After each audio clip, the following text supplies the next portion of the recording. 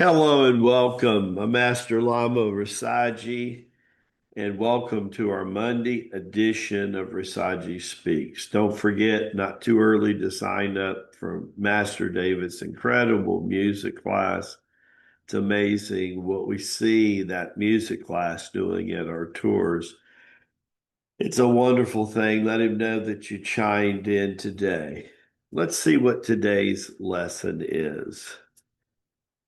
From the Upanishads or the Upanishads, depending on how you want to say it.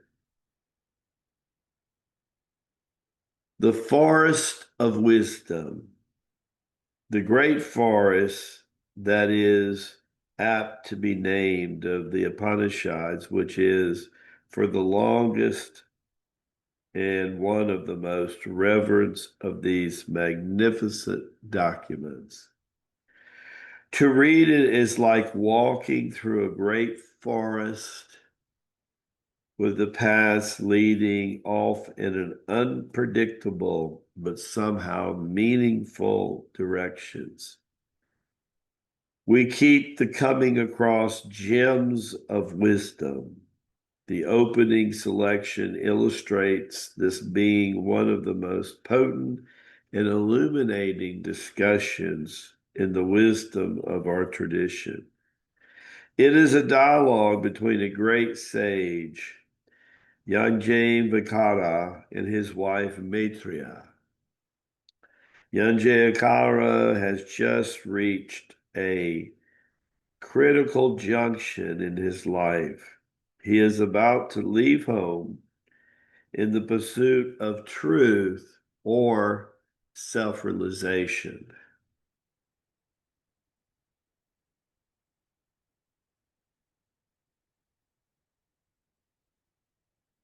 Maitreya shares his yearning for immortality.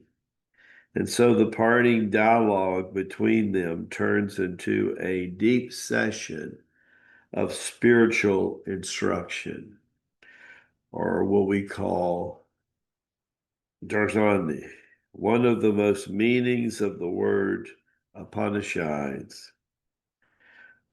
What Yajavanki wants to teach the greatest discovery of the Upanishads or Upanishads is the self, which is identical in all of us, the life and the lives.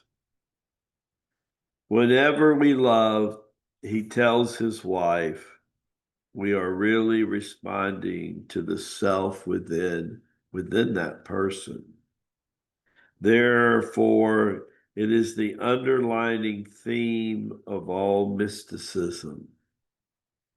If we discover the self in our own consciousness, there will be no more parting, no more sorrows ever. Sankara once declared that there is two words for the Upanishads given in the essence of all their teachings. That is to meditate on the self, the eternal self. That is, become one with the realization of the undying reality within the self, of itself. We will continue later to read a little bit more of the Upanishads. A good place to start if you've never read any Indian texts. I highly suggest that to our Judean Christian metaphysical friends to start with the Upanishads if you want. And Eknath Eastwa is one of my favorite authors. If you're into want to know what edition Lamaji is reading. So happy to be with you today. A lot of things happening today. We're excited. We're rounding the corner of this yin cycle every day. You feel that new yang energy, that real last yang cycle coming in the year of the snake. We're moving toward the year of the horse. It's going to be different. It's going to be different this year. A little bit more young energy, not quite as much as the dragon, but way more so than the snake itself. That horse is that free spirit. I like to think of Tennessee Walker or Clydesdale or something walking the beaches of Ireland toward the ocean and just seeing the mane just flow up like we're doing the crane exercise, right? And as that horse prances and walks, it just looks like it's gliding effortlessly, like there's no gravitational pull. It's amazing to watch that. This brings in the horse's energy for 2026. Love being with you guys early in the morning or whenever you get to hear Rasaji speaks. Thanks for all your beautiful comments and again, support for our family as we had just come out of a real trying month of July. Wow.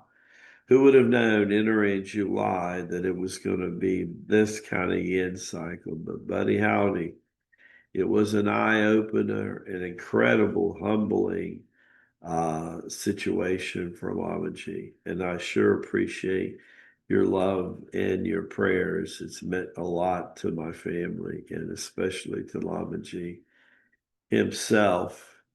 You know, one thing is sure in this world, change is the guarantee of this existence in 3D. The Tao is constantly changing. Lao Tzu says, I can never step my foot in the same body of water twice, constantly moving, constantly unfolding. We have a tour coming up around the corner, and I love the new approach that we have to the tours. I really am excited about what Sister Esmeralda and Brother Bob Reynolds are doing. Beautiful souls, beautiful couple. I know it's going to be the best tour that we've ever had yet. And without a doubt, Lamaji's looking forward. I've never been to the beautiful city of Boston, and I'm looking forward to seeing you there and to get a hug. And then we're going to wrap up the year in Atlantic Beach here in Lamaji's hometown. And we'll walk the oceans together and do some Tai Chi Gong on the beach.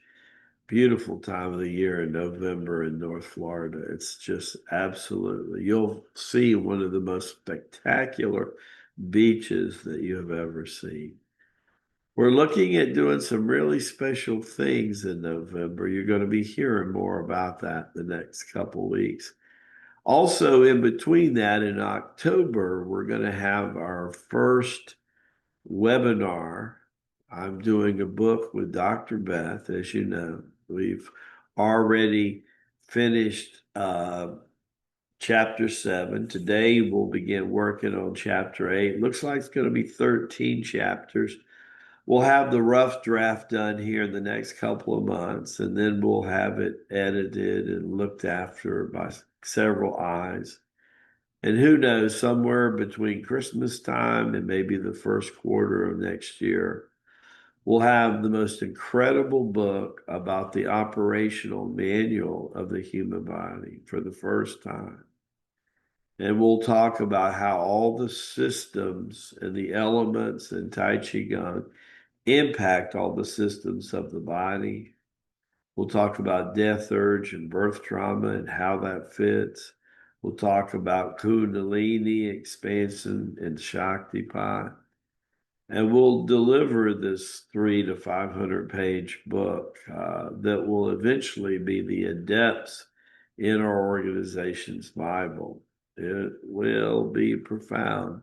It's been a wonderful journey helping Dr. Beth get this book out. My hat goes off to her and her commitment to the mission of Tai Chi Gong. The Lamasery is very excited about what is getting ready to happen. Mark your calendar for October the 18th from 9 to 3.